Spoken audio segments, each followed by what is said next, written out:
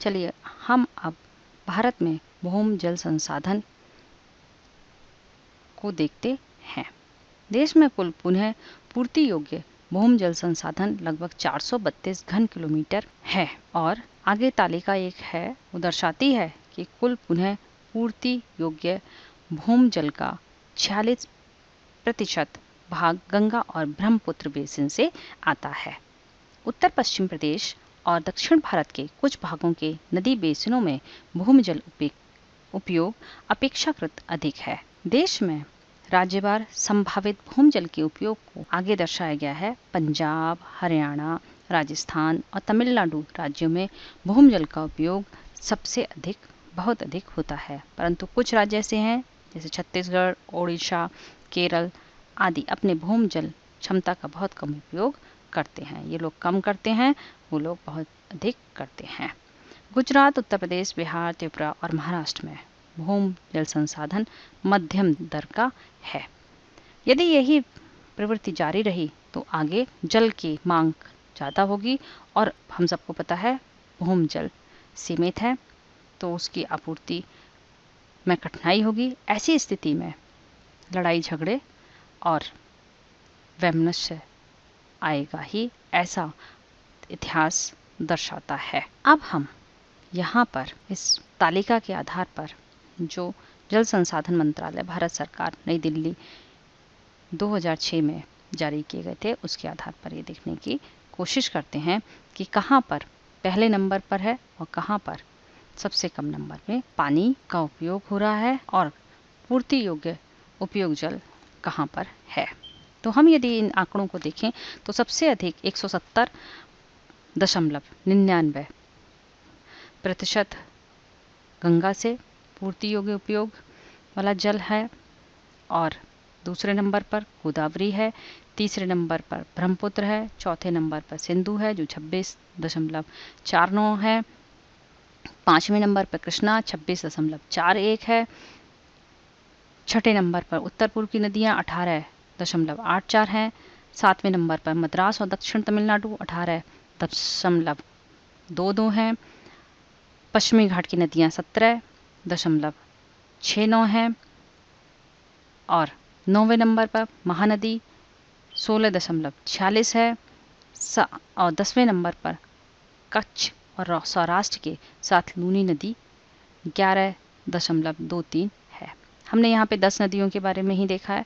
वैसे सबसे कम जो उपयोग है वह स्वर्ण रेखा का है, वो केवल 1.82 है और सबसे अधिक गंगा का 170.99 है। अब भूमि जल का स्तर में यदि हम 10 नदियों को उठाकर देखें तो उसमें सबसे अधिक सिंधु है 77.71, दूसरे नंबर पर हम देखें तो मद्रास और दक्षिण तमिलनाडु की नदियां हैं जिसमें 57.68 है। तीसरे नंबर पर जो नदी है वो कावेरी की है 55.33, फिर चौथे नंबर पर कच्छ और सौराष्ट्र के साथ लूनी नदी 51.14 है। पांचवें नंबर पर हम देखें चंबल तथा सहायक नदियां हैं 40.09 और छठे नंबर पर 36.6 लेकर पेन्नार नदी है। सातवें नंबर पर हम देखें तो गंगा नदी है 33.52 और आठवें नंबर पर तापी 33.05 है। नौवें नंबर पर कृष्णा नदी 30.39 है और 10वें नंबर पर पश्चिमी घाट की नदियां 22.88 हैं। ये तो क्रम के घटते क्रम के अनुसार हमने इसको 10-10 नदियों को ले लिया है, किंतु यदि भूमि जल का स्तर के आधार पर देखें तो सबसे अधिक इसमें सिंधु में 77.71 है और सबसे कम ब्रह्मपुत्र में 3.37 है। तो इस तरीके से कुल उपयोग 431.42 है और भूमि जल का स्तर 31.97 है। अब हम इन्हें यहाँ पर तालिका के आधार पर अभ्यास करना है। तो ये प्रश्न है किस नदी बेसिन का कुल पुनः पूर्ति योग भूमि जल संसाधन सबसे अधिक है, तो वो गंगा का है।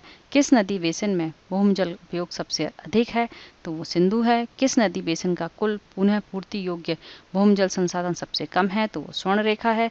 किस नदी बेसिन में भूमि जल उपयोग सबसे कम है तो वो ब्रह्मपुत्र है। 10 मुख्य नदी बेसिनों में कुल पुनः पूर्ति योग्य भूमि जल संसाधन को दर्शाने के लिए एक दंड आरेख बनाइए। तो हम इसको इस तरीके से देख सकते हैं। ये गंगा का है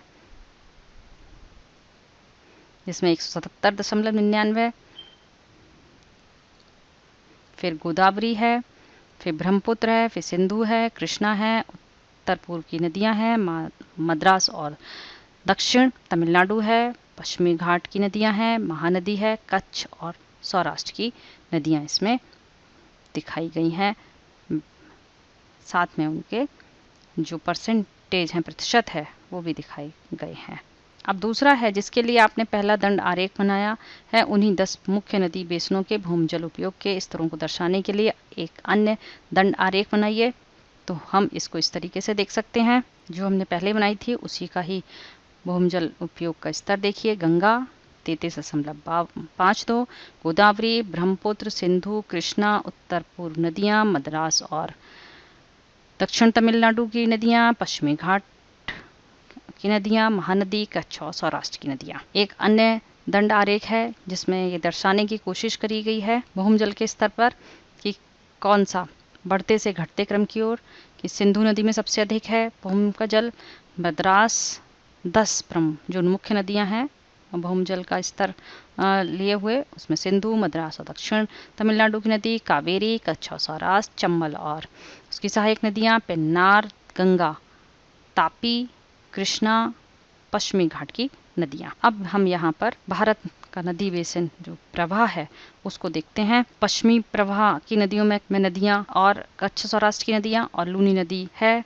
ये सब पश्चिमी घाट की नदियां, ये सब पश्चिमी प्रवाह की हैं जो अरब सागर में गिर रही हैं। जो पूर्वी प्रवाह की नदियां हैं वो हल्के रंग से हैं, जिसमें गंगा का बेसिन है, ब्रह्मपुत्र है, स्वर्ण रेखा का है, और महानदी है, गोदावरी है, कृष्णा है, पेन्नार है, कावेरी है, ये सब जो बंगाल की खाड़ी की तरफ जा रही हैं। पूर्वी प्रवाह की नदियों में कन्याकुमारी और पेन्नार के बीच की नदियां हैं।